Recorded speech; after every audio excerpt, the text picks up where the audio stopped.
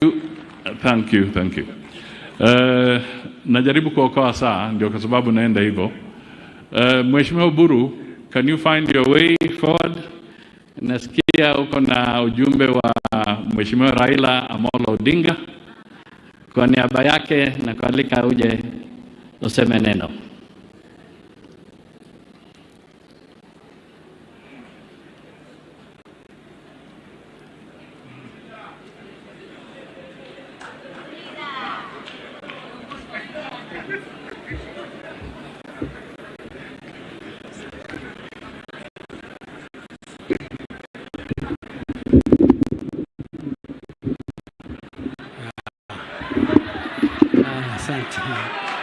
Asante. Yeah. Your Excellency, the President of the Republic of Kenya, William Samoei Ruto, Honorable Moses Wetangula, Mr. Speaker, sir, and Honorable Tim Wanyonyi, and the whole of Wetangula family. I have come here to represent the family of Jaramogi Oginga Odinga. I have also come here to represent my brother Raila Amolo Odinga. I have also come here to represent myself because I am a personal friend of the family. I want to tell you that we are related to this family. Mama ambaye amelala amekuja kwetu Bondo, tumekaa naye mpaka asubuhi, na mzee tulikuwa pamoja, na tulikuwa hapo because Weta's daughter is married to our son at home. So hii urafiki imekuwa ukoo. Ilianza kama urafiki, lakini sasa imekuwa ukoo. Tuko sasa damu imeingia, damu iko ndani hapo. So mimi ninataka kuleta, first of all, on behalf of the Jaramogi family, I want to tell you that this hat I'm wearing here belonged to my father Jaramogi Oginga Odinga. And this hat, if you know the colors, represents the party of Ford Kenya. And Jaramogi was the founder of Ford Kenya. And the people of Bungoma, we must thank you forever for voting for Jaramogi man to man. And Weta has been with us. He has taken over the party, but the party is still ours together. Uhuru, haki na ukweli. That was Jaramogi's principle. Uhuru, haki na ukweli, and it is still there in the party of Weta. So I want to bring, my mothers did not come, the younger ones who are still there, but they sent me to come and say pole sana to the family of Wetangula. The other people from Sakwa are coming later because we also have another funeral at home. My brother Raila, as you know, is campaigning vigorously. It is now in the last lap where a bell has been rung. Giling, now here and Anavuka. That is why he could not come. But he sent me here to come and say special, to bring his special condolences to the family. But my brother Raila is with you and your family 100%. Tim Wanyonyi, your party leader, Raila Odinga, is with you 100%. And we pray for peace. We want this family to remain peaceful, and we want the family to continue. We know it is very heavy to lose a mother. Me, when I lost my mother, I have never cried in my life. I never cried in funerals. The first time I cried was when I lost my mother. I know it is very, very painful to lose a mother. And I know the burden you are bearing for this. And because Mama has gone at an advanced age, we just wish her a very, very peaceful stay up there, and greet for us Jaramogi and the others who went before. Mama, go and say hi to all them. And we hope that the Almighty God will put your soul in eternal peace. I don't want to say much more because we were late, but I came with Honorable Sosi, who is our party leader, deputy party leader. Is there. Sosi, please stand up for to be. I didn't hear your name being mentioned. And then I also came with Kamau Waraila. Najua, he is also related to this home through their sister, who is Weta's sister, who is married in Kirinyaga. So he's here also as a family friend. So with that, I want to end by once again wishing the family peace and eternal peace forever. Thank you very much. Thank you. I am told that you used to be a youth leader, but you have graduated.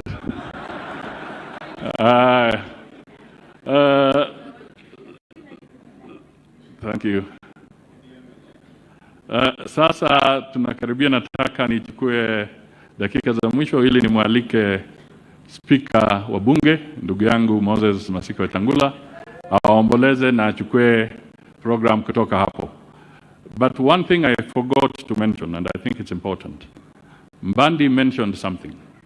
And recently, when the president led a delegation to China under the FOCAC mission, one of his key focuses was resources that can be used to deal with the main artery to the Great Lakes. That is the road from Nairobi, Nakuru, Mau, up to Malaba. The other thing that he focused on is how to get support to extend the SGR to the border so that it can now take up the next phase through Uganda. So all these things are in the pipeline, and they come when we are all stable, when there is security, and when we are working in unison. So to all Kenyans, let us be very careful on what you wish for. Security is paramount, peace is essential, and very essential for all these programs that we have in mind to be achieved. Sasa ndugu yangu, Mheshimiwa, okay, as the bishop settles in, then we'll have a song ya kumkaribisha speaker. Tafadhali kwaya, tafuta ile anapenda sana.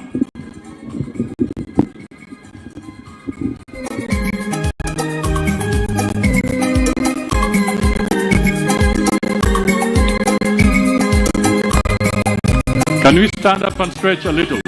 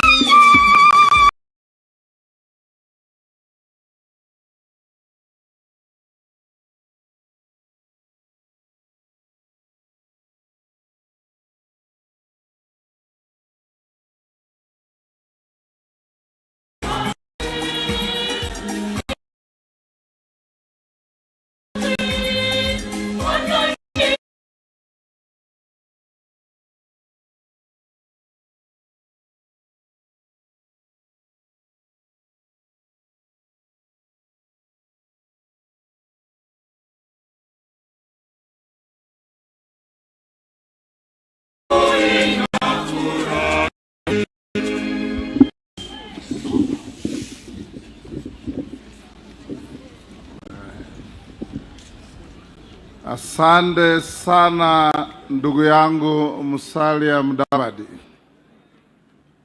baba yetu Mzee Dominic, the patriarch of our family, Your Excellency, our President and friend, my brothers and sisters, including the member for Westlands, the team, our children, our grandchildren, and our bigger family, and the bigger Bungoma family, and the bigger Kenyan family here today. Tunasimama hapa kuomboleza kifo cha mama yetu. For a long time, I have been a friend of the clergy in front of us. Baba Askofu Kadima, rafiki yangu, nashukuru sana kwa kuongoza kikozi cha mapadri wetu. Ndugu yako Juma wa Kitala alikuwa hapa jana. Kabla sijasema lolote, ni saluti nyinyi nyote. Speaker rafiki yangu wa Senate, Speaker wetu wa region, rafiki yangu Sam Kutesa, Maebo Deputy Mama Gladys Boss, wabunge wetu wote wa mabunge yote mawili. Tangu tufiwe, mumekuja hapa wengine zaidi ya mara 3 mara 4. Your Excellency, the reason some of the MPs didn't speak is because we have been speaking here almost every day, including yesterday. Niko hapa, mtaniruhusia niite marafiki wa church. Mnajua Papa wa Roma ndiye president wa kikundi cha maspika wa Afrika Mashariki, tukiwa nchi 8 ya Kenya, Uganda, Tanzania, Rwanda, Burundi, Somalia na DR Congo. Wakati niliambia wenzangu kwamba tuna msiba, madada zangu kutoka South Sudan, Uganda na Tanzania, na ndugu yangu kutoka Iyala waliamua kuja kutufariji. Lakini kabla ya hao, mniruhusu nimuite a very special friend, my brother Sam Kutesa kutoka Uganda. Please come forward, Sam. Sam Kutesa was my counterpart foreign minister, and when I was the chairman of the African Peace and Security Council, he was my able member and campaigner who helped me to be voted in. Karibu Sam, uomboleze kwa dakika moja. I know Ugandans have difficulties with Swahili, so sungumuza tu Kizungu. Thank you, Moses, for that permission and for understanding my shortcomings. Your Excellency, President Ruto, President of the Republic of Kenya, Mzee Wetangula, the head of the family of the Wetangulas, my dear friend, Mudavadi, my speaker in Uganda, and all other speakers, as they say these days, protocol observed. I am here to join you to say farewell to my friend and brother's mother. I didn't know her personally, but I certainly know her products. And one of them is my friend Moses Wetangula. As Moses has said, we have served together as foreign ministers of our 2 countries. And I remember he's now talking about peace at the AU. Very important. But I remember him and the important role he played when our region and this country itself was in turmoil after some election in 2007. He was a new foreign minister, and he was instrumental, among a few others, to bring back peace to this country. And Moses, we salute you as a region, and we salute you for your contribution. Of course, his performance as foreign minister was exemplary. And when he talks about his role as chairman of the Peace and Security Committee, I can say without any fear of contradiction that when Moses took the chair, we all said, yes, he has arrived. And we knew that our peace negotiations and talks were in capable hands. Now, I just want to say that Moses is an epitome of an East African, is an East African integrationist. He believes in the East African Union and unity. He is part of us socially, economically, and I dare say, because he knows it better than most, politically. We have, in some measure, a part we play as Ugandans in his leadership, in his becoming a leader here. And he knows it. He knows it. And I will not go beyond that. But he loves the region, and I believe he continues to serve us. And I'm glad and congratulate him for having attained a higher responsibility as Speaker of the National Assembly of the Great Republic of Kenya. Now, you have heard his mother has passed away at about the age of 94. And his father is 97 and still counting. Now, those of you who are not experienced in politics, I want to give you a small mathematical reminder of what happens. Wetangula's ability to continue is unquestionable. And if you want to get rid of him, please wait. On account of his ability, you will not. On account of the support he has, you will not. But on account of his age, for being able to perform, you add the age of his mother to that of his father, and divide by 2. You have a long time to wait. Moses, we condole with you, and may God give your mom eternal rest. Thank you very much. Thank you, Sam. Allow me also to invite now the Speaker of Iyala, my brother Joseph Ndimbaturimana kutoka Burundi, lakini ni mwana Afrika Mashariki. Thank you, Joseph. I'll give you a minute to condole with the family.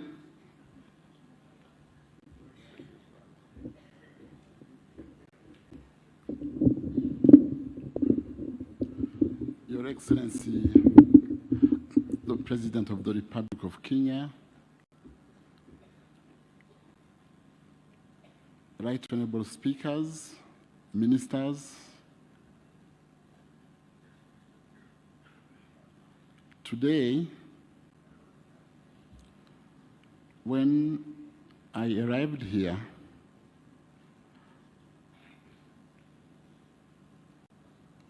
when I was greeting my friend Wetangula, I asked him how his left leg was. Because 3 weeks ago, we were competing in Mombasa. We were a team of 5. We had our president, President Ruto. We had Speaker Wetangula. We had the Speaker of Uganda, and I was there. Minister Joho, is he around? Minister Joho and the other minister, Muvuria, and the speaker from Rwanda. We had to run 100 meters before the opening of the games of Yala. And I hope that everyone watched the movie. Who was the number one? The president. Yes. The president of the Republic of Kenya was number one. And he was given a prize of gold medal. But there were two speakers who collapsed.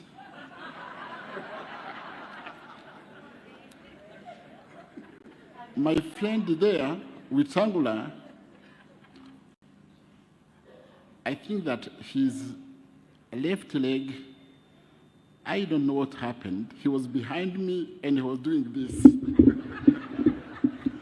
When my sister from Uganda was crawling this way, but he told me that he was well, and I guess that was right, because he told me that he collapsed because he had felt that his mother was not well. Is it the reason? I don't know. Anyway, we came from Arusha, from Yala, bringing our condolences. You are our friend, and we love you.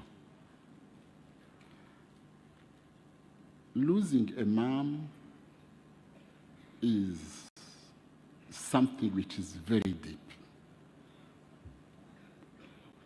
And we'll not make a long speech. We are here to assure you that all the time, every time, we'll be always by your side. Thank you. Thank you, my brother from Iyala. Let me invite my sister, Speaker Nana Kumba, from the Republic of South Sudan. Karibu, my sister Speaker.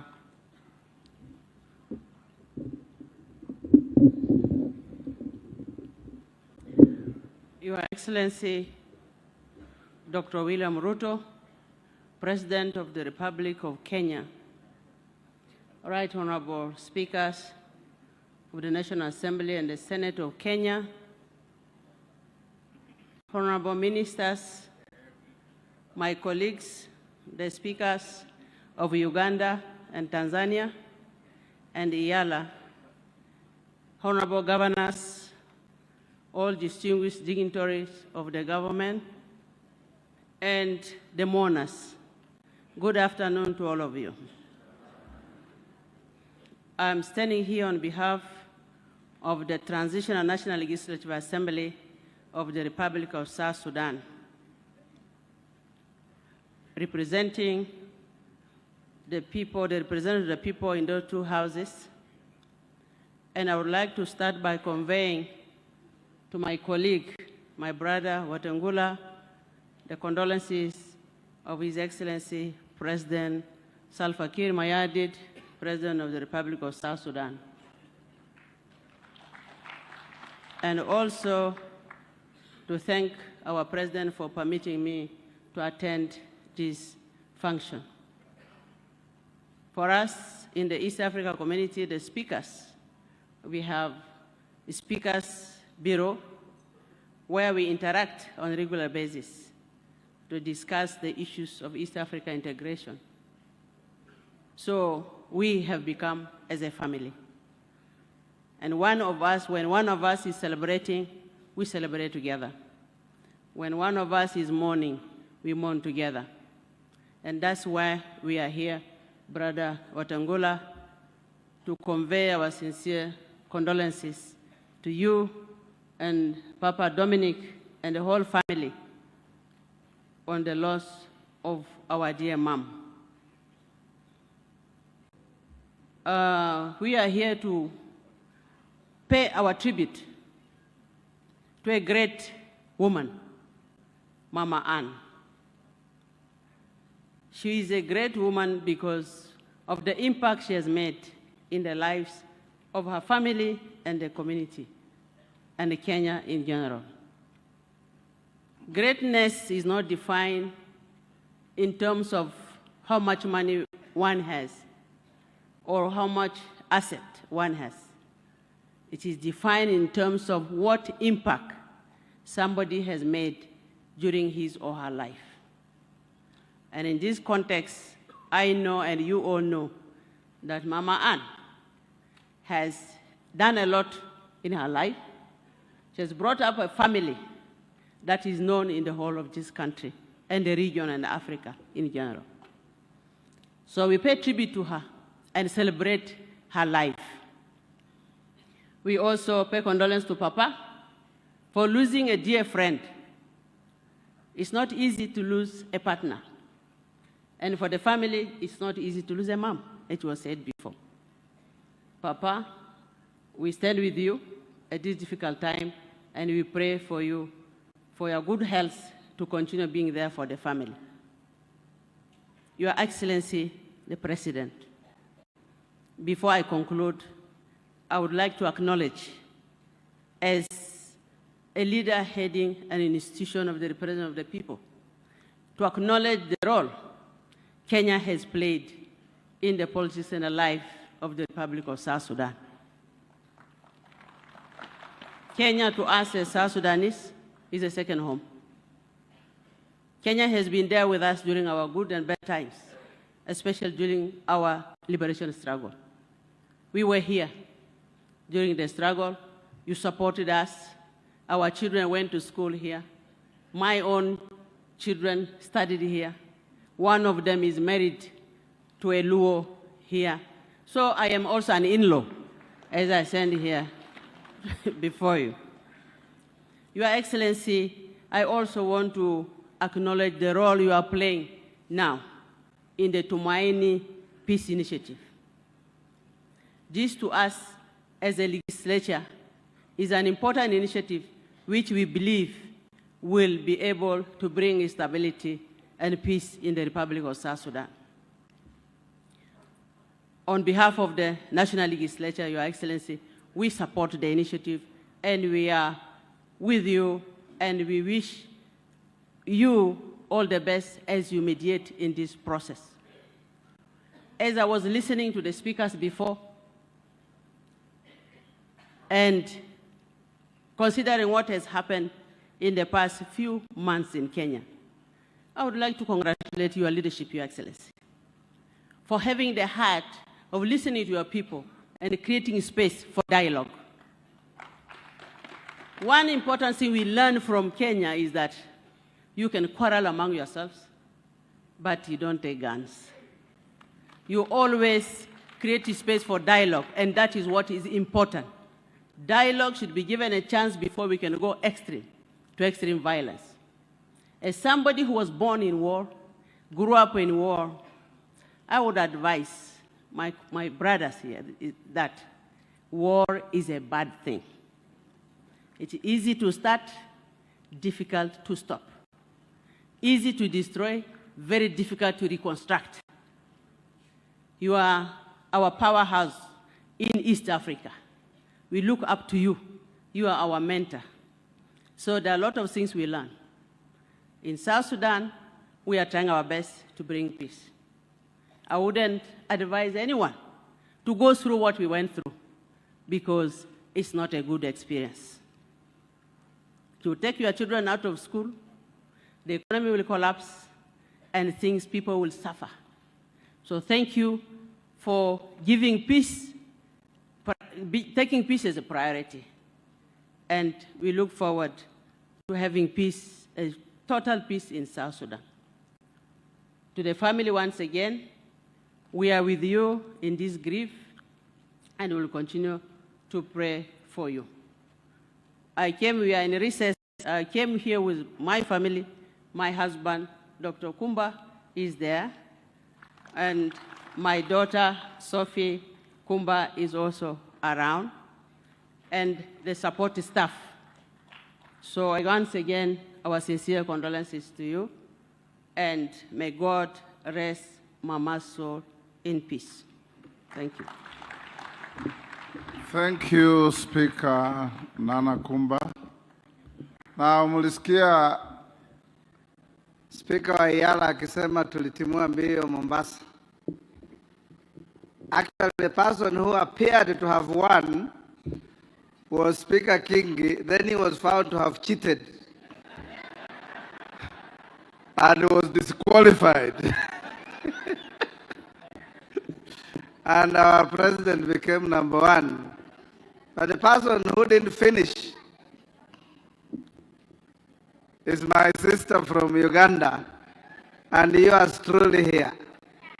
Let me invite Mama Triple N, Annette, Anita Among, Speaker of the Republic of Uganda Parliament, na ni msichana kutoka hapa Chepkube. Hapa Chepkube ni jirani yetu. Karibu sana mama. Your Excellency, the President of the Republic of Kenya, Dr. William Ruto,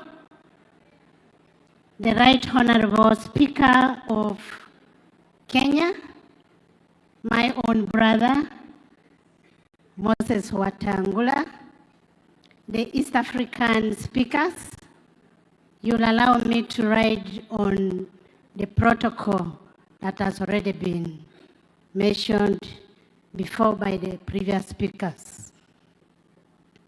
My name is Anita Mong, Annette Magogo. By the grace of God, I am the Speaker of the Parliament of Uganda. And still by the grace of God, I am a neighbor from Chepkube here, a neighbor to Honorable Wetangula. And when you heard Muzei say that partly 3/4 of his family or his clan is from Uganda, that's why you see we are here. Because this family is both a Kenyan family and a Ugandan family. And Muzei, I want to thank you so much for acknowledging that home is home, and Uganda will always remain your home. I came along with my members of parliament, whom I would want to introduce. Just stand up and Honorable Musila John, Honorable Musamali from Yala, Honorable Rakajara is the one in charge pension, parliamentary pension. Honorable Cooper Elijah is the oldest person in parliament. He has been there for over 30 years. Honorable Kankunda Amos is from Western Uganda. Honorable Haji Idi Isabire is from Busoga. Honorable Wanda is a chairman of Bugisu Parliamentary Group. Dr. Kitutu Mary Goretti is from Bugisu. Then the chief opposition whip is Honorable Nambeshe John from opposition. Then we have Honorable Chema Sweat from Soy. That is where the president comes from, President Ruto. We have Honorable Minister Ogwang Peter, the Minister of Sports, is there. And then we have Honorable Engineer Moses Magogo, my beloved husband.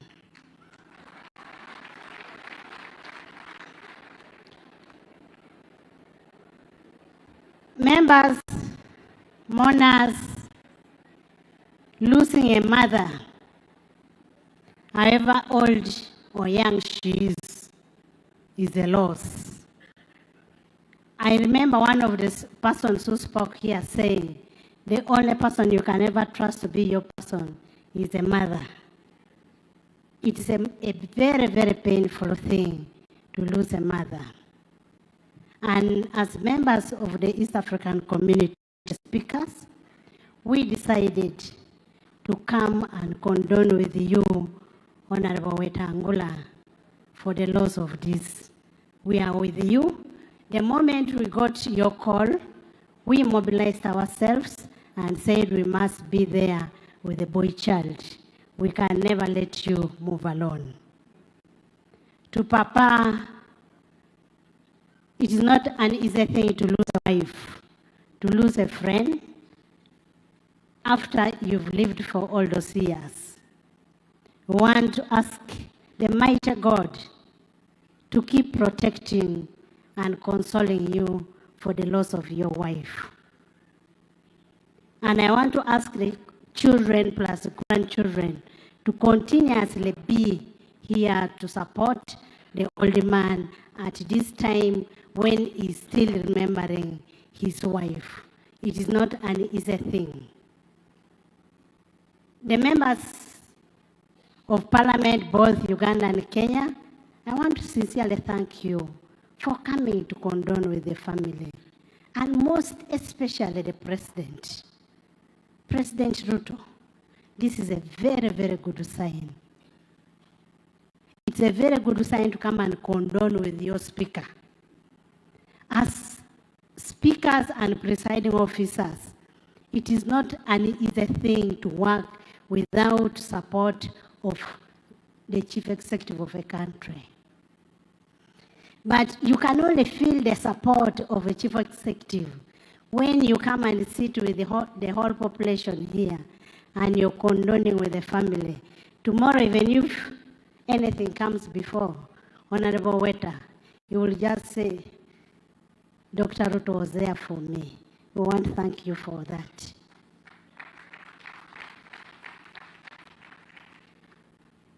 Members, as we mourn our mom,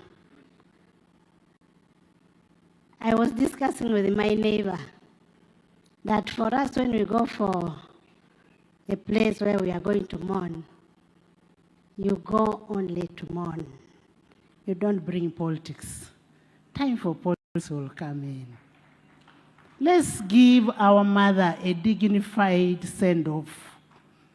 And in our culture, when a person like Mama has passed on and left brilliant children with integrity like Honorable Wetangula, Mama is not dead because she has left a legacy behind. Somebody that they can always refer to. We want to thank Mzee, your family, for bringing up your children in a dignified way.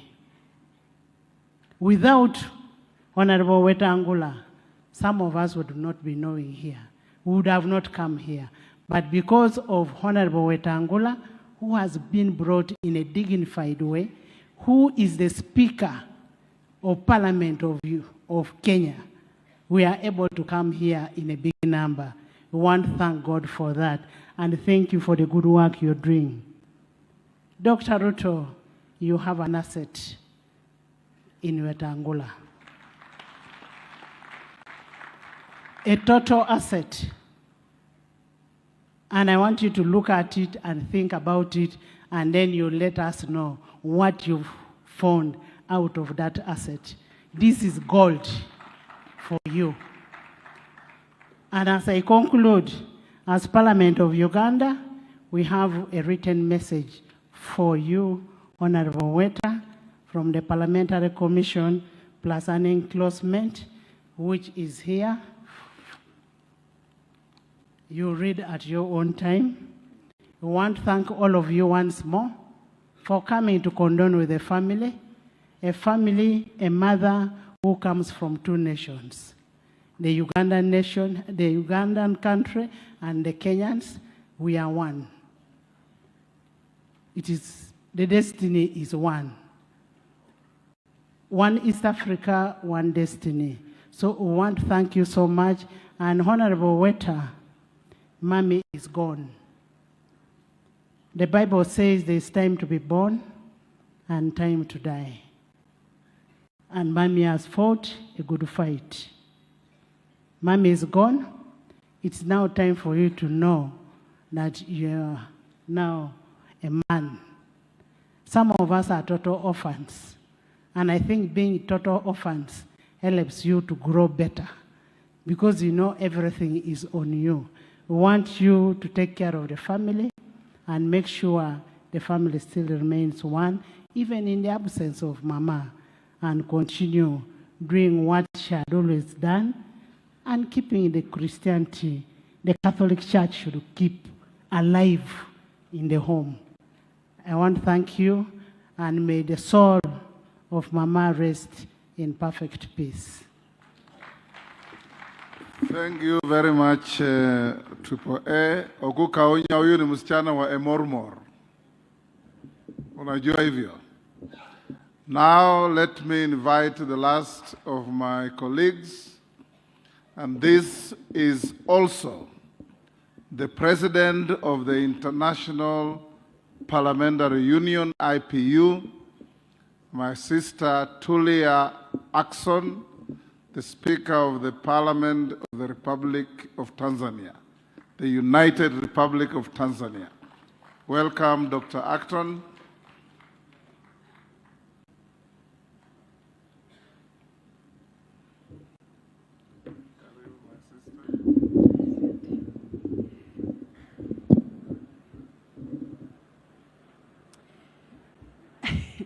Your Excellency, Dr. William Ruto, the President of the Republic of Kenya, I have two disadvantages. First, because I'm speaking last from the list of speakers, speakers of parliaments, but at the same time, I am a little disadvantaged because the clergy is already here, the bishop is already here, so I really have to watch my words.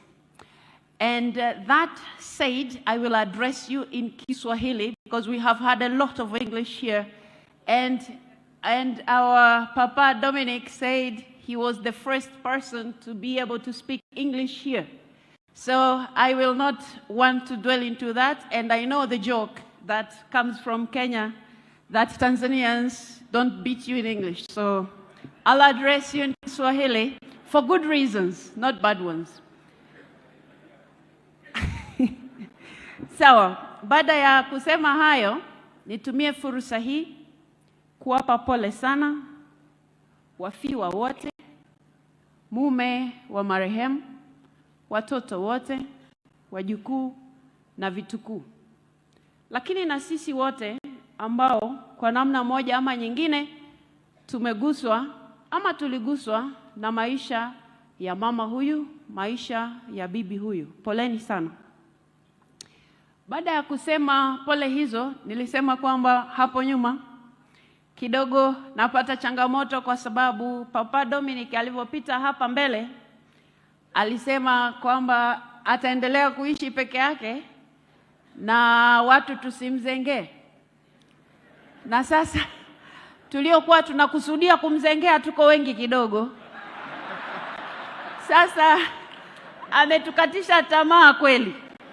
Lakini hatutakata tamaa kwa sababu amesema vyema umri wake ni miaka 97 na kwamba baba yake aliishi miaka 106 na anakusudia kuvunja rekodi ya baba yake. Kwa hivyo bado ana muda. Kipindi hiki ni cha msiba, hawezi kuwa anatafakari kuhusu hayo. Kwa hivyo hatujakata tamaa, Papa Dominic. Sisi ambao tumejipanga kwa foleni utatuona tutakuja na tutafurahi kuwa wazazi wa watu kama hawa, kwa sababu wote hawa watakuwa wanatuita mama.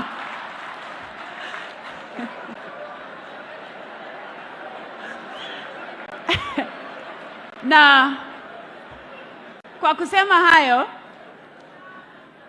jambo la pili, nimefurahi kwamba nazungumza askofu akiwa hapa ambaye atatuendeshea ibada hii ya misa. Neno la Mungu linasema katika kitabu cha Ayubu 14 mstari wa 1, mwanadamu aliyezaliwa na mwanamke siku zake za kuishi si nyingi, naye hujaa taabu. Na leo tunafurahia, tuna sherehe ya mama yetu tukimsindikiza kwa heshima. Ameishi miaka 94. Ni dhahiri hata hiyo 94 kwa mujibu wa Biblia ni miaka kwa kweli michache, na pia imejaa taabu. Na katika hiyo tabu ametuambia hapa baba yeye anayo 97. Kwa hivyo binti huyu aliyelala hapa kwa kweli alikuwa bado.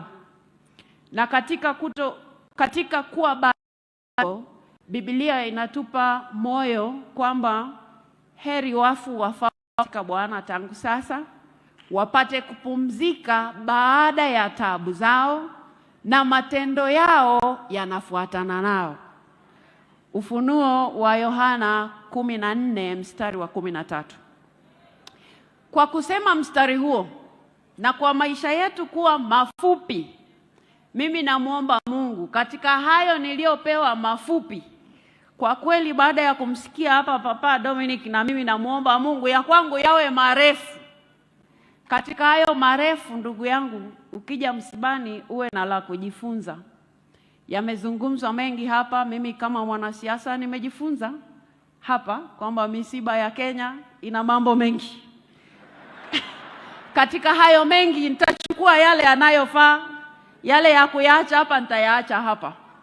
Lakini katika kujifunza huko nilikuwa napitia kile kitabu kilichoandikwa na watoto wa marehemu na wajukuu wa marehemu. Yameandikwa mambo mazuri kuhusu dada huyu, kuhusu binti huyu, kuhusu mama huyu na bibi huyu aliyelala hapa. Na ni dhahiri askofu kuja hapa, ni dhahiri rais kuwa hapa msibani, yale yaliyosemwa kwenye kile kitabu sina shaka nayo. Lakini nikitazama kule nyuma, umati ni mkubwa sana, kuashiria kwamba yale matendo mema yanayoambatana nasi tutakapopumzika katika Bwana. Bila shaka mama yetu amepumzika katika Bwana na matendo yake mema yanaambatana naye.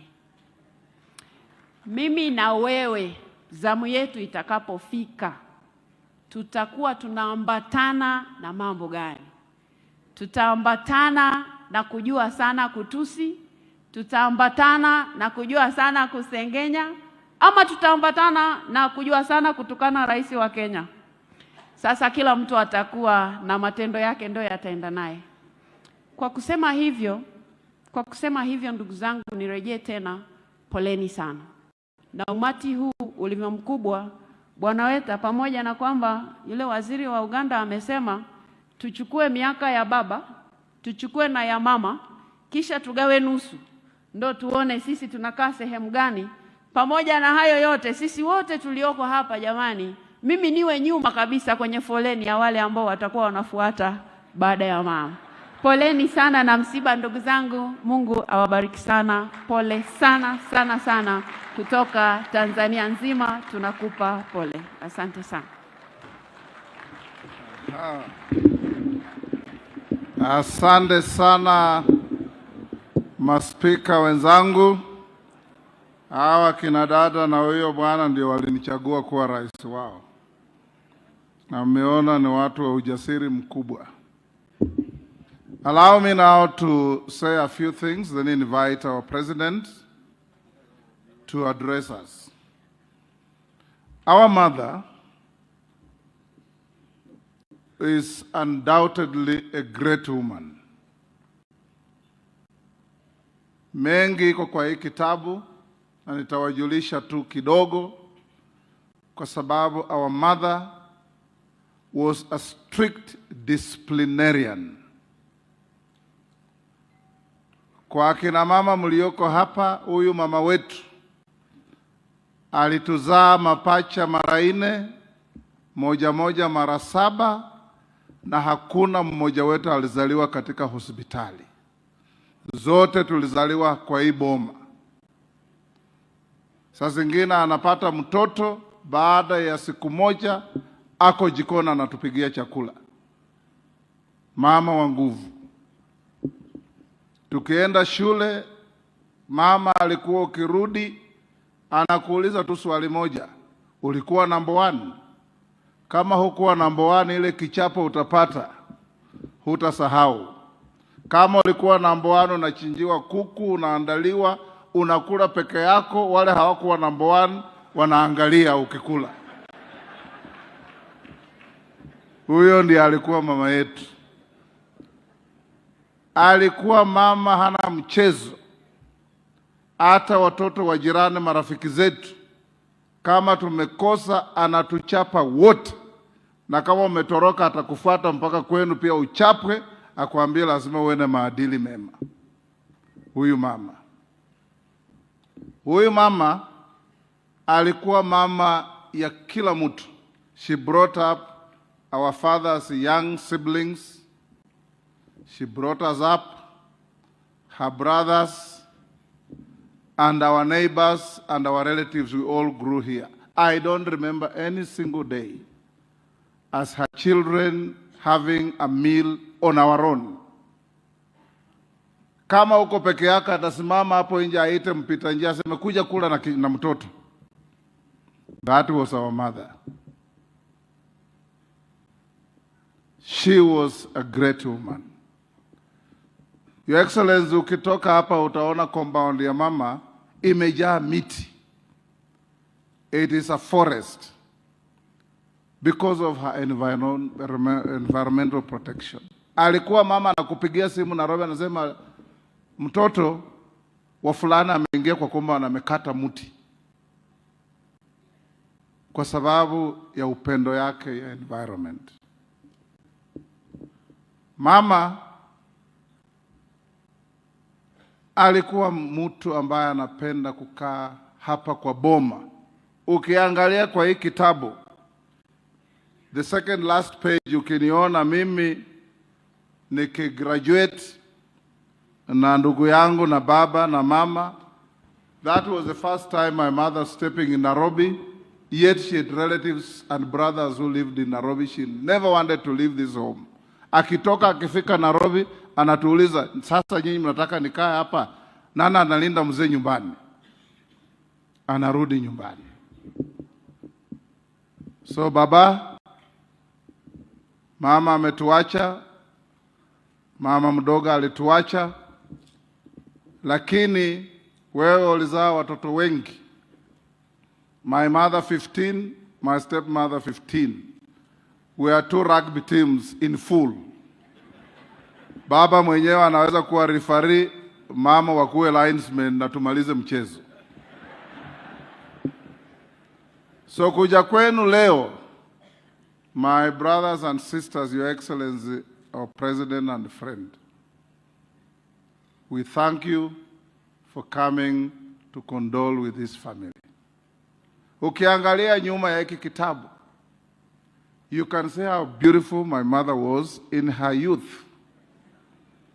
This was 1966, when my father was working in Kakamega, and they are one of the star couples in that area. As we look back, as her children, grandchildren, great-grandchildren, we say, God continue not only blessing and guiding us, but blessing and guiding everybody of all of us here and elsewhere to have good families.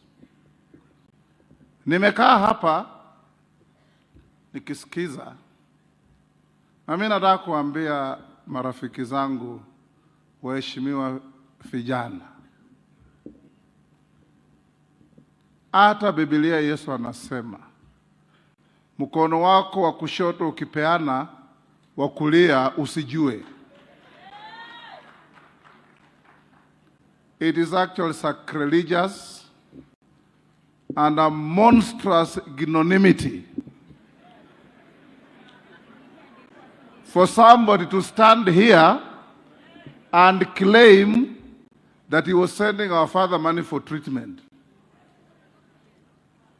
That is high-level insolence. My brother Tim and I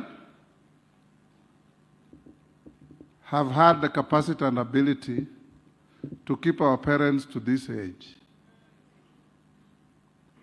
None papa kaba waru miraho papa chisilingi chelefu chibili kule sukari bila kusaba ohema no bololi wawe changa papa chisena cha kumusiliha. That is irretrievably arrogant, distasteful, and unacceptable.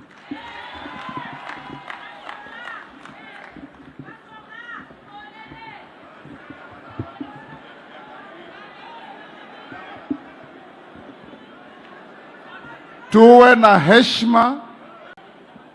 Sisi mkituona huyu Musalia, huyu Lusaka, hawa wabunge, they help people each and every day. Even as they sit here, they're wiring money to people in need. They have never gone to any public forum and say, mimi nilikutumia we pesa ya matibabu. Mukome hiyo tabia tafadhali. Heshima si utumwa. Heshima si utumwa. And us as a family, Your Excellency, we want to play decent public conduct. And when you come here, that all these people, huyu Lusaka, governor wetu, alikuja hapa na ng'ombe 5, alileta hapa shilingi milioni 1 ya mazishi, amesimama hapa, mumemsikia akisema alileta kitu hapa? Tafadhali tuheshimiane.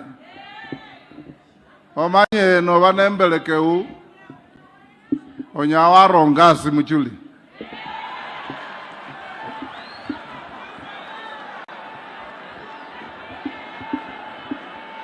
Bandu base mwambulile. Mwenya siasa yembelekeu. Mwenya siasa yembelekeu. Eweno yetu omundu wimakusoka ne witangazia. Ate ewe papa hawano tamba. Mala wacha kusoko. Mala wakana na gavana Lusaka ahu wako chisilingi chelefu chibili. Mala wakula hayama.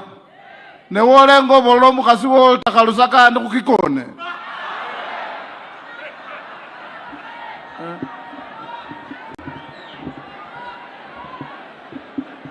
Kabechanga kario. Onyala wachi wabolo mukasi wolta darling huumia wolta kalusaka andi kukikone. Abewe msecha zina. Bure kabisa.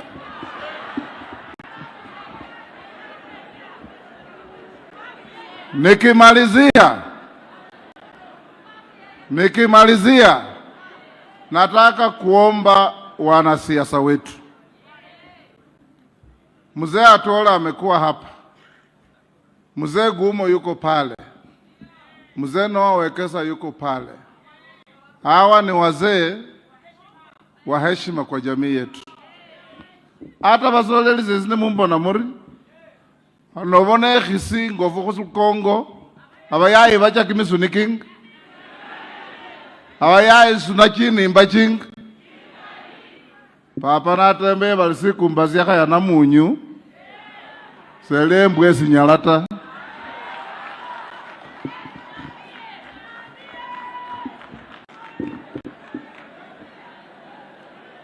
Waja nimalize kwa kuwashukuru wabunge wetu. In honor of my mother, my distinguished members of parliament from both houses, just stand up and be acknowledged. All distinguished members of parliament who have been here, you can see how many they are, and have been coming here every day. We don't take it for granted. Clap for yourselves.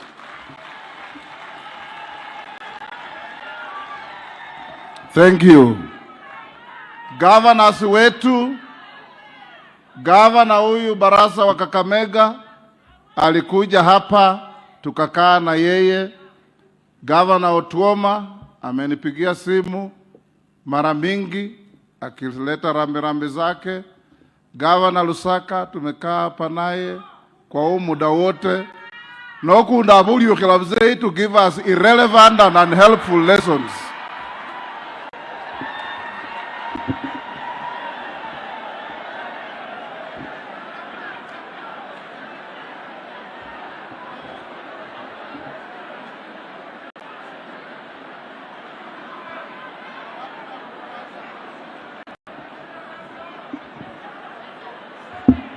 Vale be mulembe. Mulembe swa. Mulembe te. Mulembe mia. Mwasimile raisi wesibala kuichano. Mwamusimile kuicha kukulila. Mulema nenaye.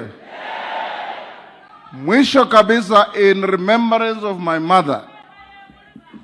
Your Excellency, since my mother died, we invited our young Minister Deborah and sat as leadership with all these MPs and our governor.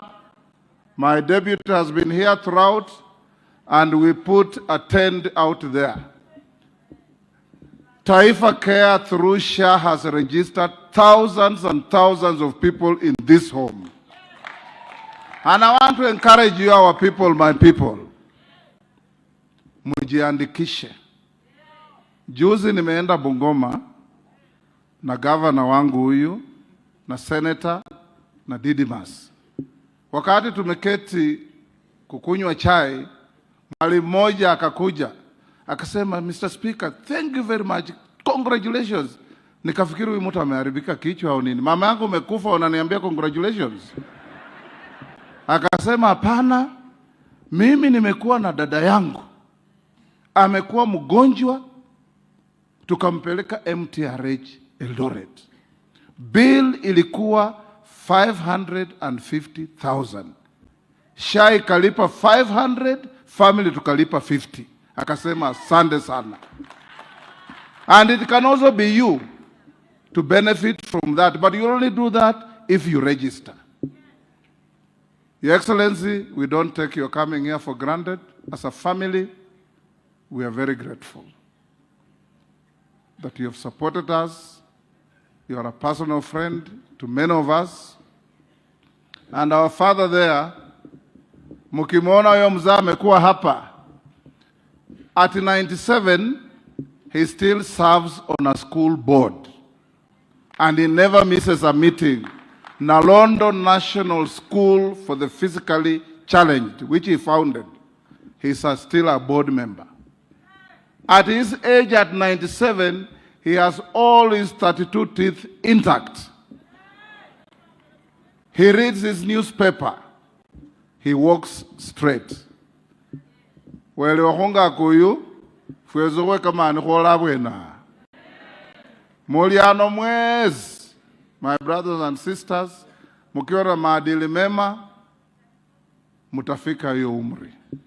Lakini kaba leo jijasema zikahunionio ziyabasyo no koma basyo no wibu yilo luwachanga bandu chisende. Hata sohole yota.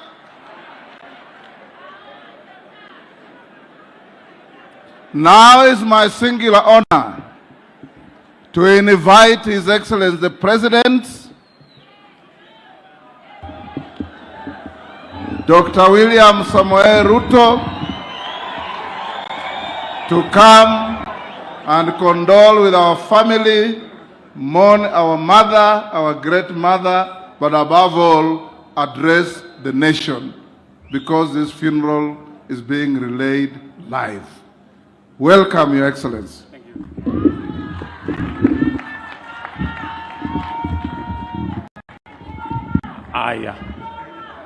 Asanteni sana, tafadhali tunaweza keti chini. Baba wetu Askofu,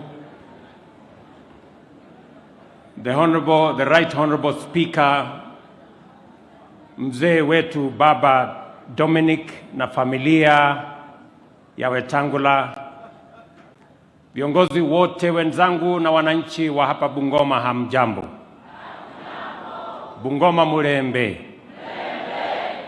Mwami Yesu yusomiwe. Bwana Yesu asifiwe. Hebu nione kwa mikono. Bwana Yesu asifiwe.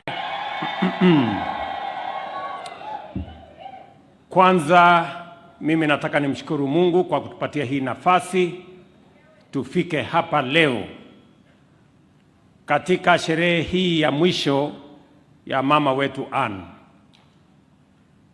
tukimuenzi, tukisherehekea maisha yake, na sote tukiwa tumekuja hapa kama marafiki, mandugu na watu ambao wamekuja kuomboleza na family hii ya mzee Dominic.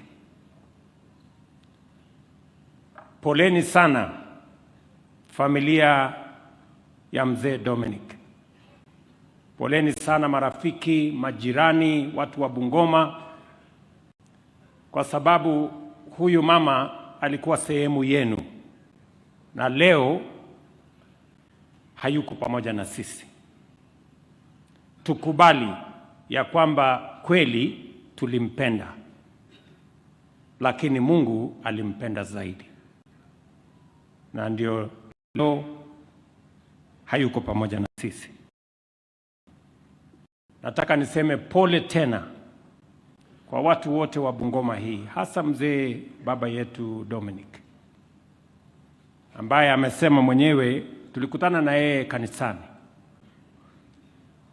na akaniambia, wewe kijana, nasikia unaomba kiti ya urais.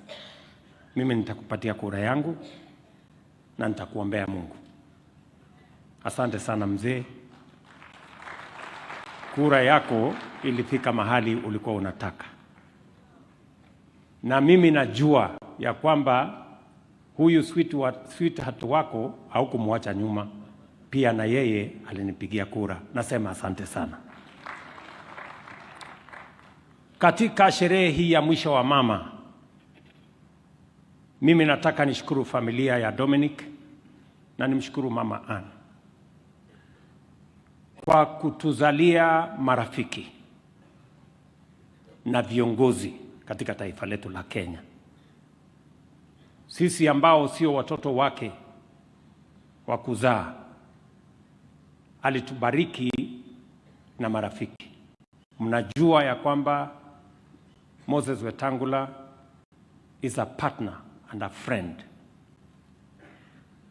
na familia yake mzima tumetembea safari ya siasa na urafiki kwa pamoja. Kwa hivyo mzee na mama huyu aliyelala hapa, nasema asante sana. Kama taifa vile vile tunashukuru wewe mzee na huyu mama kwa kuchangia katika uongozi wa taifa la Kenya.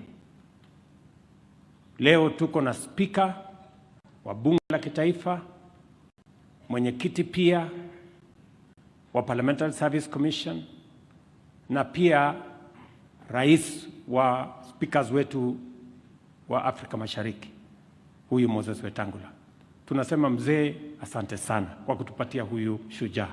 Tunafanya kazi pamoja na yeye. Hapa pia tuko na timu Wanyonyi, member wetu wa parliament kule Nairobi, na watoto wengine wa jamii hii wanaotusaidia katika uongozi wa taifa la Kenya katika vitengo mbalimbali. Tunasema asante sana, na tunamshukuru mama kwa ile kazi amefanya kulea hawa watoto wake, wakawa marafiki zetu na wakachangia katika uongozi wa taifa letu la Kenya. Vile vile nataka niseme huyu mzee ametuongelesha hapa kama baba. Katuambia tusiwe wale pombe. Na ni mzee. Mzee ametuongelesha hapa tuwe na taratibu na kiasi. Asante sana mzee.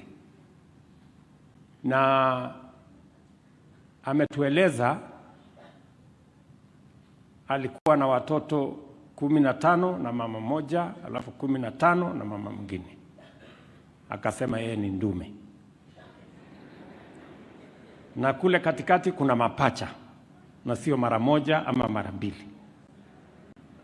Kweli nakubali kwamba huyo sio mzee rahisi. Wengine wetu tumejaribu lakini hatujafika hapo kwa mapacha. Hata huyu Wetangula ameng'ang'ana lakini hajafika. Na ili kustahimili mzee wa bidii na nguvu kama huyu, inamaanisha huyu mama pia alikuwa si mchache. Kwani nyinyi mnafikiri watoto 15 ni kazi rahisi? Hawa kina mama wetu hawa saa hizi ukifika watoto 3 wanaanza kusema bwana, mambo hii imetosha sasa, hakuna maneno. So tunamshukuru mama. Na pengine kama mama angefunga break mapema, hatungekuwa na hawa wangwana. So tunashukuru sana, tunasema pongezi, and we want to congratulate mom even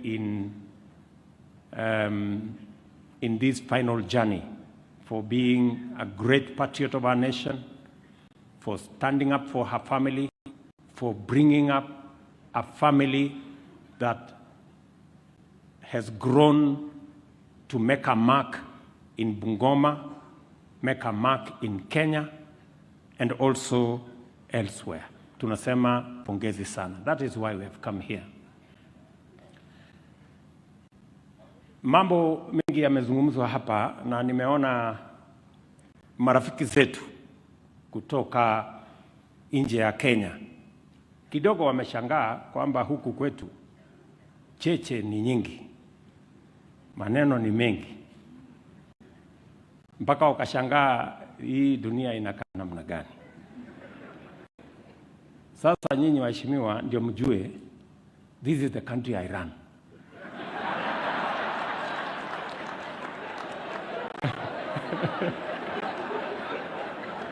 Na hii mambo yote hii, I am supposed to make sense of it and to provide direction how we are going. Na kila mtu hapa is right in his own way. Huyu anasema hiyo, mwingine unafikiri huyu amesema ukweli. Alafu huyu mwingine anaongea, unaona ala, kumbe iko ukweli ingine tena.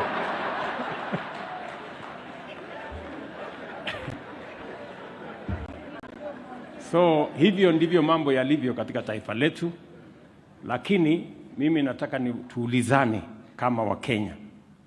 Tafadhali, demokrasia ni kitu mzuri sana, tuisherehekee, lakini pia tuwe na kiasi, isipite viwango ambazo zinaweza kuharibu amani na utengamano katika taifa letu la Kenya. Because friends are watching, partners are watching, investors are watching, many other people are watching what we are doing. So inabidi tuweke maneno kwa kiasi, hata kama ni kutofautiana, kwa taratibu na kwa heshima, ndio tuweze kusonga mbele tukiwa pamoja. Nakubaliana, najua mzee Dominic amezungumzia hapa maneno ya maendeleo kuhusu shule ya kisiwa hapa. I know it very well. We've done some things about that. Governor, Senator wenu ameongelea kuhusu mambo ya maendeleo. Governor wenu amesema kuhusu mambo ya maendeleo.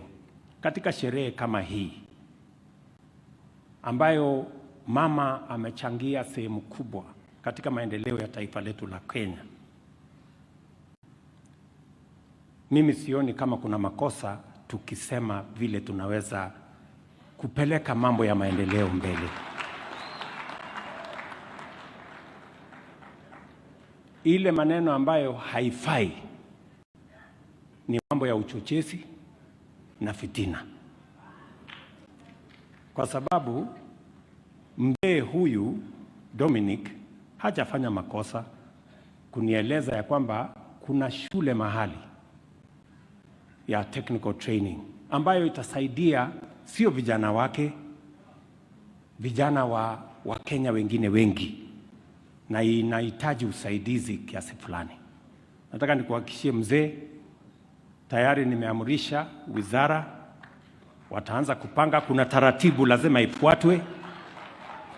Nimewaambia waanzishe hiyo taratibu ndio tuweze kujua kama Technical Training College yetu ya inaweza kufika kiwango umeniuliza, na kama haifiki kwa kiwango umeniuliza, tutaona vile tutaisaidia kwa infrastructure na mambo mengine ndio ifike hiyo kiwango umeniulizia.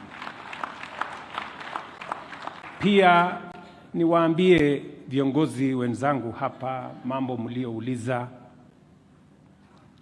mambo ya maendeleo ya taifa letu la Kenya ni ya muhimu. Najua huyu mama aliyelala hapa na huyu mzee Dominic wangependa kujua ile kura walinipatia, hiyo mpango imefika wapi. Na kati ya hayo mambo ni haya viongozi hawa wamesema, na niwahakikishie nitarudi hapa Bungoma. Kawaida yangu nilale hapa siku chache, tupangane mambo ya maendeleo ya Bungoma County.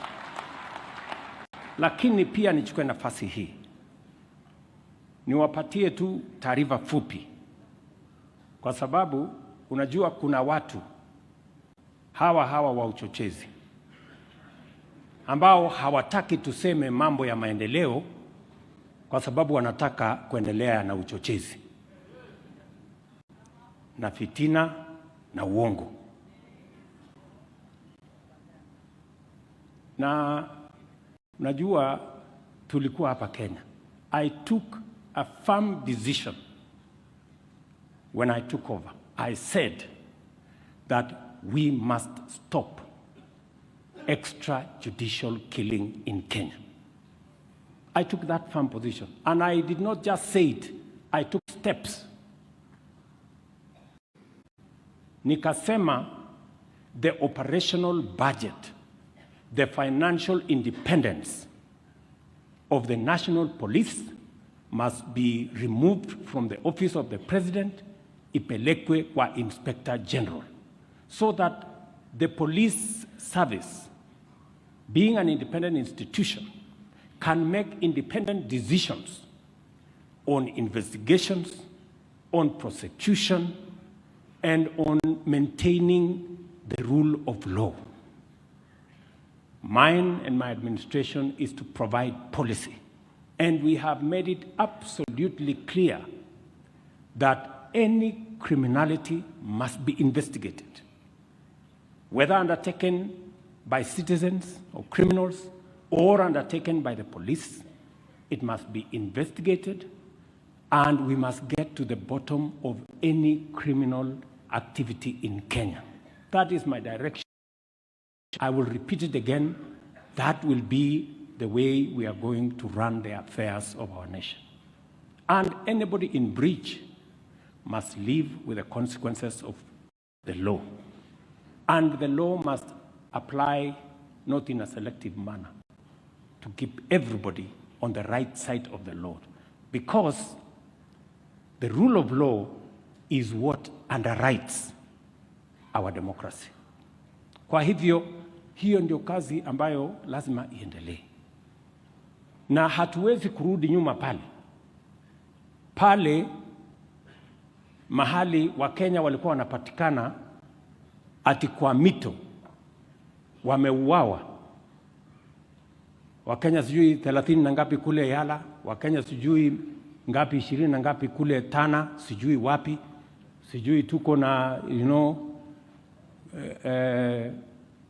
containers, Wakenya wanauawa wanapelekwa kwa National Park.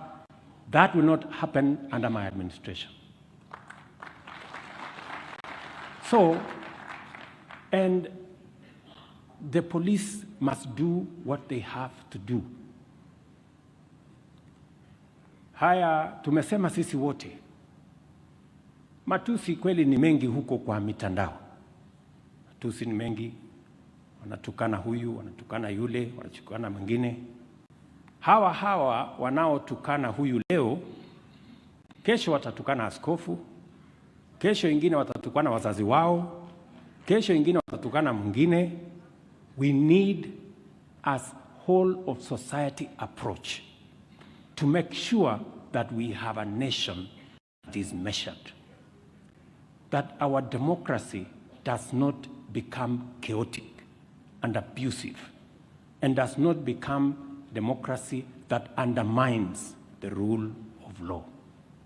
So tuendelee namna hiyo, and I can say without any fear of contradiction that my administration will keep to the law, and everybody must respect the law, because that's how we are going to sustain our democracy.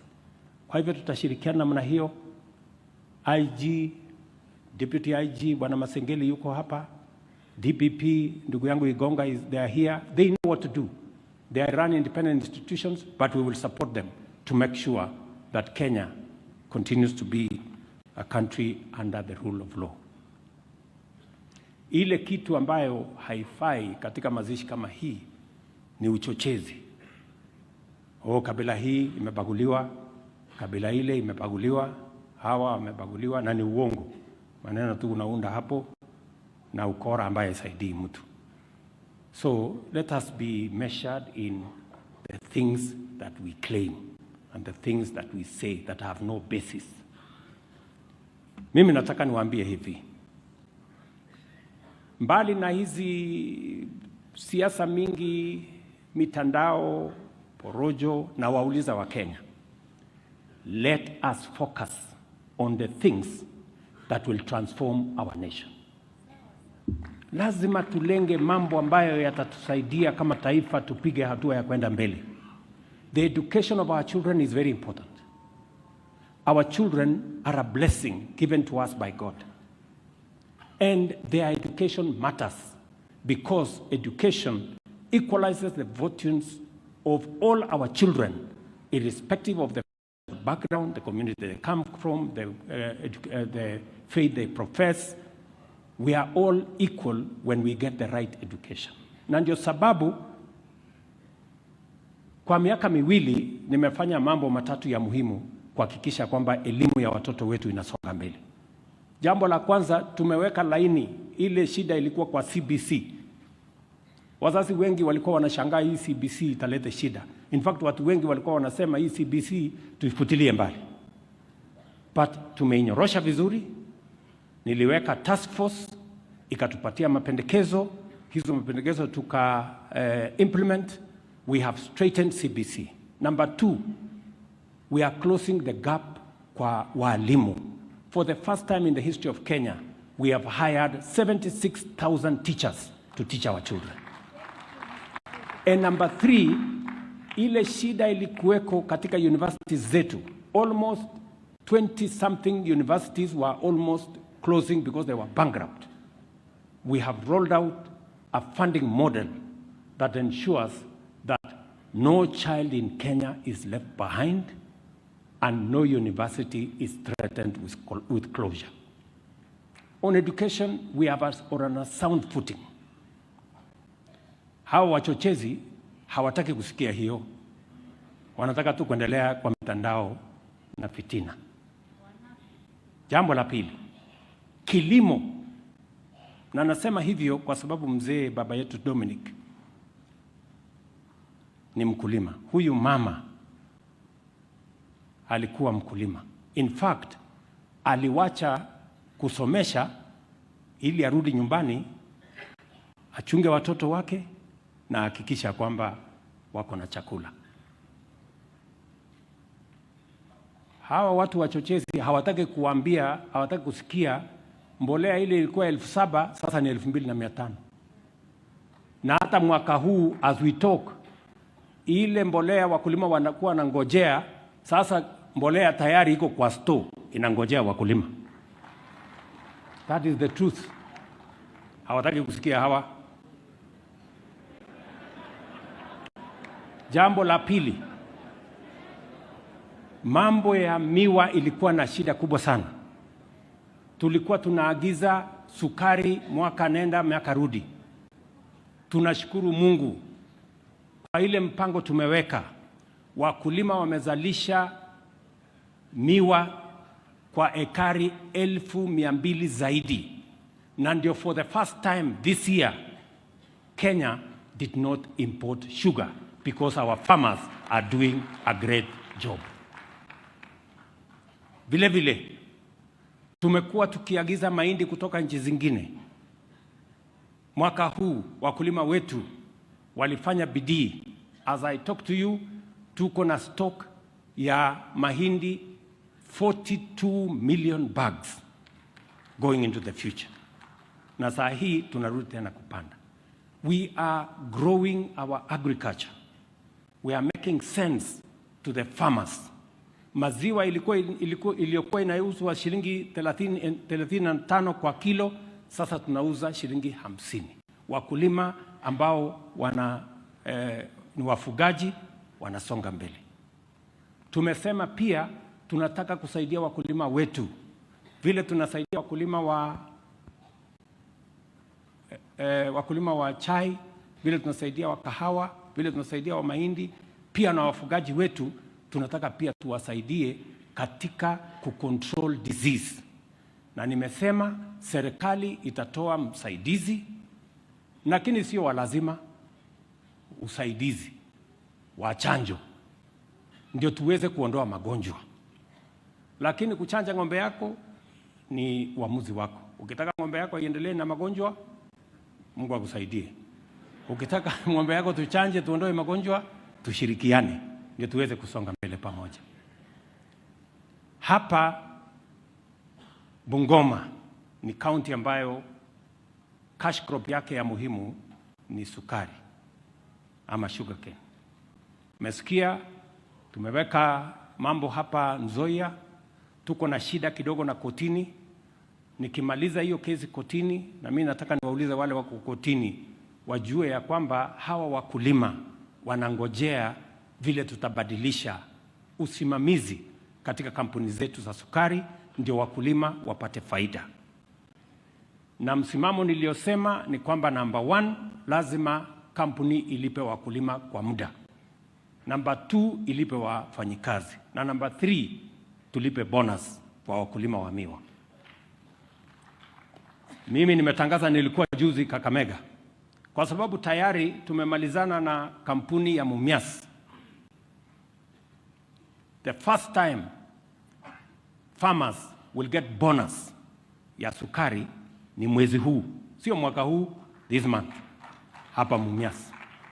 Nitakuwa pale mwenyewe to supervise, kwa sababu tumeweka pesa ile ya leasing na hizo zingine, ndio tuhakikisha kwamba the same way we pay bonus kwa wakulima wa chai, the same way we pay bonus for other farmers, we must also pay bonus kwa wakulima wa miwa. Na hiyo sasa tukimalizana na Mumias, hii kesi ya hapa Nzoia ikiisha, mimi nakuja hapo. Mpaka wakulima wa miwa wa kutoka hapa Nzoia, wa Bungoma, pia na wao walipwe kwa muda, kampuni ilipe wafanyikazi, na wakulima wapate bonus ya mambo yao ya miwa.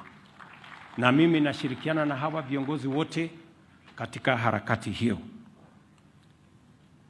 Mimi vile vile nataka niseme, mbali na hiyo mambo yote nimesema, ni mambo ya afya. We must be honest with ourselves. Watu wengi all these years wanaingia kwenye umaskini kwa sababu ya gharama ya hospitali. Wengi wanauza ng'ombe, wengine wanauza shamba, wengine wanafanyiwa harambee. Hapa sisi wote viongozi unaweka kwa WhatsApp group, kuna mama fulani yako na ugonjwa wa figo, kuna mama fulani, na ndio tukasema we must fix universal health coverage. Ilikuweko katika serikali ya NAC, ilikuweko katika serikali ya Jubilee, ilikuweko katika manifesto ya Azimio, ilikuwa kwenye manifesto ya Kenya Kwanza. So this is the time we are going to implement it. Na mimi nafurahi ya kwamba Wakenya wameanza kujua ya kwamba the universal health coverage under Taifa Care is the solution we have been looking for to deal with the health challenges that we face as a nation. Na washukuru watu wa Bungoma kwa sababu naona hapo nyuma mulikuwa karibu namba 15. Nasikia sasa kufikia wiki hii muko nambari 7 katika wananchi wanaojisajili. Tuko na wananchi milioni 17 tayari wamejisajili. Tunafungua shule Jumatatu. Nauliza kila mzazi, kwa sababu tunataka watoto wetu pia wawe katika mpango yetu ya matibabu. Wewe kama mzazi utambulisha watoto wako, useme huyu mtoto ni mtoto wangu namba fulani, huyu mtoto wangu wako darasa fulani, ili tuwe na mpango kamili ya kushughulika na mambo ya afya ya Wakenya wote. Hapo nyuma tulikuwa tuna mpango ya watoto wa shule ya sekondari, ilikuwa inaitwa Edu Afya. Lakini sasa kwa mpango huu wa Taifa Care, hii ya universal, tumesema watoto wote, sio wale wa sekondari peke yake, hata wale wa chekechea, the ones in ECD, the ones in primary school, the ones in secondary school, they must be registered under our universal health coverage so that we can have a comprehensive medical plan and health infrastructure for our nation.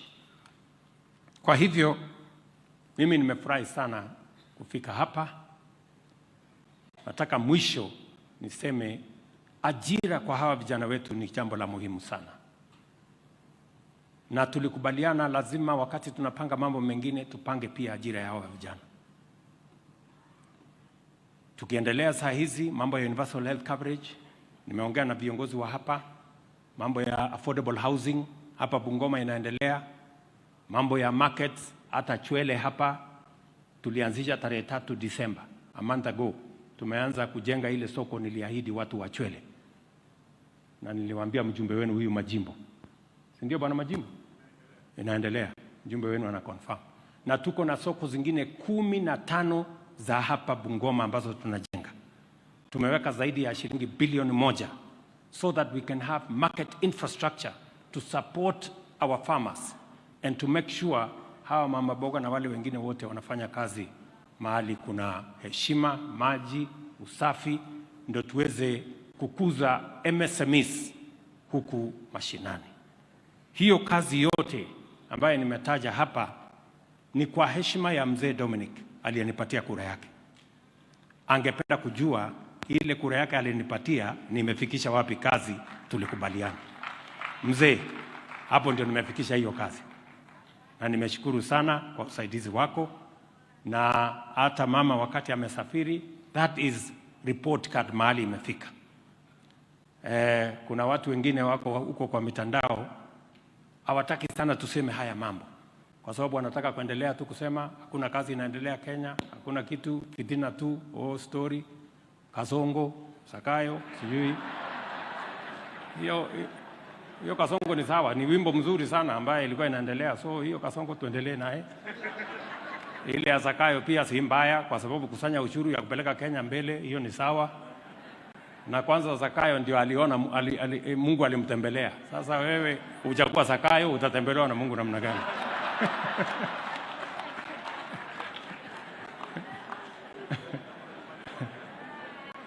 So ya muhimu jameni, ndugu zangu wa Kenya, is to work together, kushirikiana. Na ndio sababu tumekubaliana ya kwamba hakuna haja ya mirengo, kuna haja ya kugawana. Kuna watu wanakasirika sana ati kwa sababu Wakenya wamefanya kazi kwa pamoja wanakosa mahali ya kupeleka fitina. Sasa wewe utaki Wakenya wafanye kazi pamoja. Unagawanya watu kwa misingi ya kabila. Unagawanya watu kwa chuki. Unagawanya watu kwa mambo ambayo hayafai. Let us work together. Tushirikiane. Hii taifa la Kenya likifaulu, litafaulu pamoja na sisi zote. hii taifa la Kenya lisipofaulu, sisi wote tunaathirika. So we must join forces, we must work together, and I must thank all the leaders who have agreed that we work together in the best interest of the Republic of Kenya so that we can have a greater nation that all of us can belong to. Niwaambie ndugu zetu ambao wametutembelea kutoka nchi majirani, msikuwe na wasiwasi. Hivi ndio biashara ya Kenya inaendelea. You know?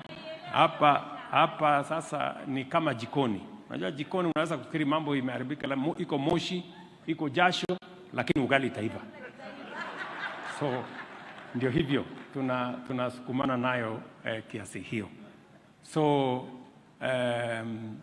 good people, nataka nimshukuru askofu wetu kwa kutuvumilia.